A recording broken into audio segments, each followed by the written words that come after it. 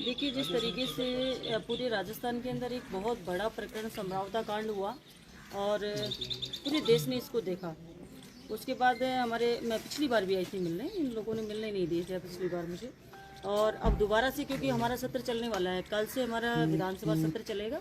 और जिस तरीके से हमने सवाल भी लगाए हैं कि समरावता कांड के अंदर आप लोगों ने क्या किया, क्या नहीं किया, उसके बारे में हम कल बात करेंगे। कल से हमारी जो प्लानिंग होगी वो पूरी तैयारी के साथ में। और आज मैंने नरेश मीणा से बात करने का इसलिए यहाँ निर्णय किया कि क्या क्या घटनाएं वहाँ पर हुई और कुछ चीज़ें ऐसी भी हो सकती है जो कि हमें हमारी नॉलेज में नहीं हो बाहर।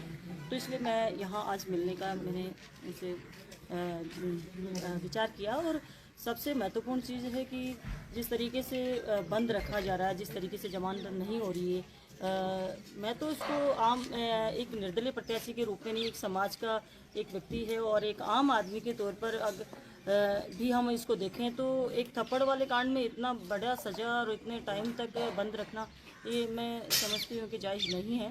कहीं ना कहीं सरकार की तानाशाही, कहीं ना कहीं जिस तरीके से ये चल रहा है प्रकरण, बहुत ही गंभीरता वाला विषय है। मैम, ये कांग्रेस ने भी काफी ज्यादा समरावता कांड से दूरी बना रखी है। कांग्रेस के बड़े नेता इससे लगातार दूर बने हुए हैं। कांग्रेस में कंफ्यूजन है।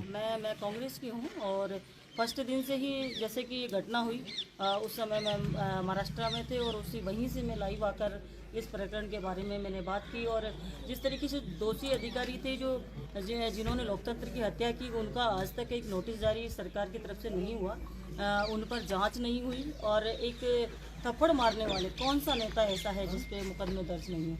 बहुत सारे हमारे विधानसभा के अंदर भी सैकड़ों मुकदमे दर्ज है बहुत सारे नेताओं पर, विधायकों के ऊपर। तो इतनी बड़ी सज़ा नहीं बनती है नरेश मीणा की। क्या नेता प्रतिपक्ष टीकाराम जूली भी इस मुद्दे को उठाएंगे? क्यों नहीं उठाएंगे? सब लोग हम इस मुद्दे पे इस मुद्दे को सीरियस है हम लेकर। लेकिन सरकार जिनके लगती नहीं है, जो सरकार इन चीज़ों को मानती नहीं है, जो जनता की परवाह नहीं करती, उस सरकार के ऊपर जून तक नहीं रहेंगी इस मुद्दे को लेकर। कितने लोगों का नुकसान हुआ, कितने लोगों की गाड़ियाँ भी जलाई गई, और वो जनहानि, वो बच गया। थोड़ा सा मैटर की जनहानि नहीं हो पाई। तालाब के अंदर कितने सारे बालक वहाँ पर कूद गए, आग उन्होंने लगा दी। पुलिस ने जो कांड किया वो सारा का सारा रफा दफा कर दिया गया और नरेश मीणा के ऊपर लगाए गए आरोप सारे के सारे। जबकि ये सारे सबको पता है कि नरेश मीणा एक थप्पड़ मारने का मुलजिम है और उससे बड़ा मुलजिम एसडीएम भी है जिसने लोकतंत्र की हत्या करी। उससे बड़े कलेक्टर भी जिसने ये व्यवस्थाएं नहीं संभाली। वो सब लोग इसमें शामिल हैं। नरेश मीणा जी, क्या बात हुई अंदर? देखिए, जो घटना के बारे में हमारी बात हुई है कि घटना में और कोई क्या चीज़ें हैं तुम्हारे पास, ये जिस तरीके से तुम्हारी जमानत नहीं हो रही है, तो प्रकरण कौन से हैं। छात्र राजनीति के प्रकरण सारे के सारे उन्होंने बताया कि मेरे छात्र राजनीति के प्रकरण हैं, या जो एक जो नेता होता है, जो पॉलिटिशियन होता है, उसके ऊपर जिस तरीके के रास्ता रोकने, थोड़ा बहुत जो भी आंदोलन करने वाले, वो वाले मैटर हैं। और उन मैटरों में इतना सजा नहीं बनती है जिस तरीके से किया जा रहा है। विधानसभा घेराव की चेतावनी 25 तारीख को दी हुई है। सारा जो पूरा राजस्थान इस बात को लेकर बहुत सीरियस है और पूरा समाज भी इस चीज़ को लेकर बहुत अग्रेसिव है। आज हम सब लोग देख रहे हैं कि 25 तारीख की जो वो है, उसके अंदर काफ़ी लोगों की तरफ से मेरे पास मैसेज आ रहे हैं। बहुत अधिक संख्या में लोग पहुंचने की उम्मीद है वहाँ पर। देखिए, विधानसभा सत्र चलने वाला है और जो प्रभारी मंत्री जिले के रहे हमारे ऊर्जा मंत्री हीरालाल नागर, वो कहते हैं कि हम कांग्रेस को बोलने नहीं देंगे। कांग्रेस कहती है हम उनको घेरेंगे, वो कहते हैं हम बोलने नहीं देंगे। देखिए, नागर की बात छोड़िए आप, सीएम, यहाँ तक कि सीएम को लेकर के एक भी मंत्री इनका ऐसा नहीं है जिनसे सवालों के जवाब लग सके। हमारे सवालों के जवाब तक नहीं दे पाएंगे ये लोग। और घेरने के लिए आप ये मानिए कि ये क्या बोलेंगे कि विपक्ष को नहीं बोलने देंगे। इन्होंने किया क्या है 1 साल के अंदर?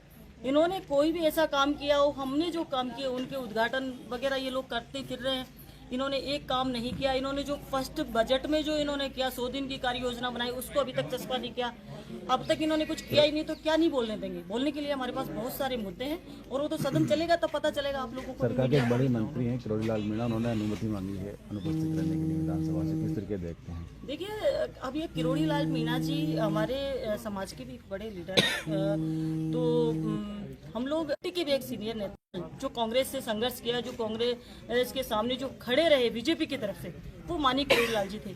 और आज जिस तरीके से उनको साइडलाइन कर रखा है, जिस तरीके से उनकी मानी नहीं जा रही, जिस तरीके से उनको इग्नोर किया जा रहा है, तो वो क्या करेंगे, क्या जवाब देंगे सरकार विधानसभा में बैठकर। तो इसलिए एब्सेंट रहने की अनुमति मांगेंगे। और ये सवाल आप भाजपा वालों से भी पूछो तो ज़्यादा बढ़िया रहेगा। क्या समझौता को लेकर हंगामा देखने को मिल सकता है बिल्कुल विधानसभा में? होगा। समझौता कांड बहुत बड़ा कांड है राजस्थान का, ये मणिपुर की घटनाओं से कम नहीं है ये।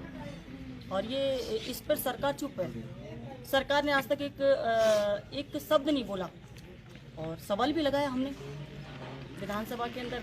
देखते हैं सवाल का जवाब देंगे या फिर पहले के जो सवाल पेंडिंग चल रहे हैं उन्हीं की तरफ पेंडिंग चलाएंगे। ये प्रशासनिक जांच चल रही है, एसटी आयोग जांच कर रहा है, लेकिन जो न्यायिक जांच की मांग है वो अभी तक प्रशासन ही कुछ गड़बड़ कर रहा है, तो उसमें प्रशासनिक जांच क्या करेगी। जब न्यायिक जांच की बात हो गई थी, उसके बाद में प्रशासनिक जांच इन लोगों ने करी है, प्रशासनिक जांच के लिए बोला है। प्रशासनिक जांच कोई बड़ा भाई छोटे भाई को नुकसान पहुंचा सकता है क्या?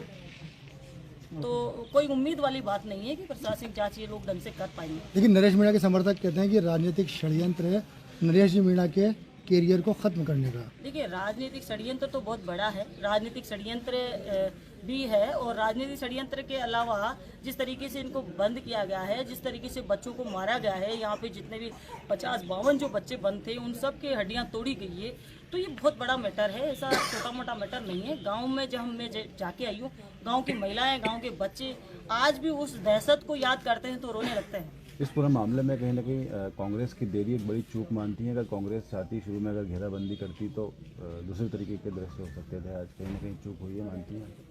नहीं, चूक क्या विषय है। मैं खुद लगातार इस कांग्रेस के बड़े नेता इस पर बोलने से बचते रहे। देखिए, सांसद नहीं आते हैं, महीना नहीं पहुंचे। पूर्व डिप्टी सीएम सचिन पायलट यहाँ आते सांसद हैं, वाली वो बात नहीं तो जाते सांसद हैं। महोदय कहेंगे।